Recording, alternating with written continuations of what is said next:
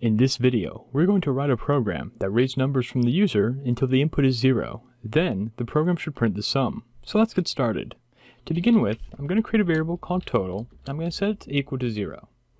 This will save our sum as we continually update it with our numbers from the user. But now I need a way to continually ask the user for a number. And to do that, I'm going to use a while loop. So I'm going to say while true, and this will create an infinite loop. And this can be dangerous, but in this case we have a breaking point. And our breaking point is when the input is 0. So when the input is 0, the loop should stop. But first, I need a way to get input from the user. So I'm going to create a variable called number, and this will be set equal to, in Python, the way to get input is by the input function. So I'm going to call the input function, and then I'm going to say a prompt. This is what I want the user to do. I want the user to add a number, and this will return a string. And the only problem with that is this total variable that I'm adding this number to is a 0. And a 0 is an integer. It's a whole number. And so this string is a character or a word. And so I can't add a character and a word to a number. That would give me an error.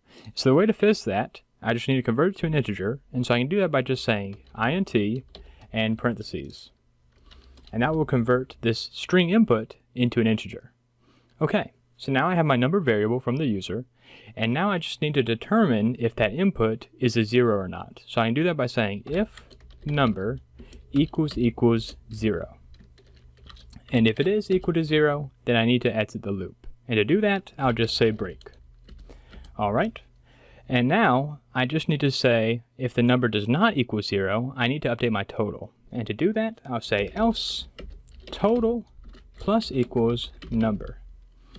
And in case you haven't seen this before, this basically means the same thing as total equals total plus number. It's just Python's way of simplifying it.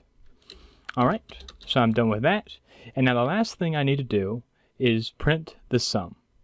Alright, so I'll say print, and you put whatever text you want here. I'll say the total sum is, and then I'll just pass in my total variable.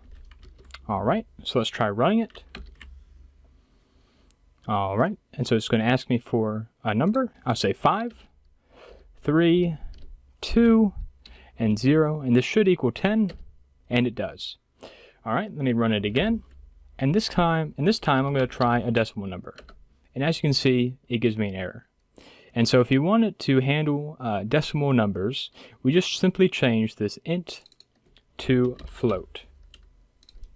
So now if I try running it, and say I say 5, 3.3, 2.6, and then 0, and now I get 10.9, which is a decimal number. Alright, hopefully this was helpful. If you have any prompts you'd like me to try, please leave them in the comments below. Otherwise, thank you for your time.